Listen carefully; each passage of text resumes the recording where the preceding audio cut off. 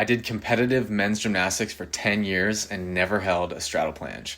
It wasn't until I was 19 years old that I held my first straddle planche. Since then, I worked my way all the way up to holding a pretty mediocre full planche.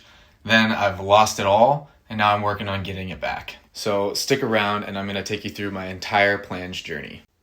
You can see in these clips here just how not close I was to holding a planche while I was training. And that was despite training alongside literally the king of planches himself, Riley Luce. If you don't know him, he went to Stanford and now competes for the USA men's gymnastics team. And just to throw a little proof in there, here's us messing around at our gym.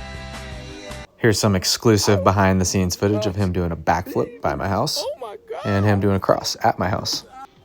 The other thing I want to showcase is that I was not the worst gymnast in the world. I did train hard skills. I just for some reason could not do a straddle planche.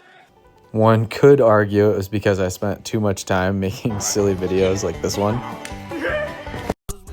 But nonetheless, I retired from gymnastics at 19. That was when I started taking my planche training seriously. This is an old video I made on my TikTok of all of the progressions that I went through, kind of the different phases that I was hitting. All of these clips were taken within a 6-month period. I went from essentially no straddle planche to a pretty decent, 8-second straddle planche. And I was even, you can see here, trying some full planches. This one here was the first time I ever held it even at all. And you can see I was kind of a beast. I was just full focus on straddle planche and full planche. That one was pretty good. And yeah. And now from here, we get into the juicy stuff. At the end of 2020, right in the peak of COVID, I ended up moving to Hawaii for 6 months. And here I was probably in the best shape of my life.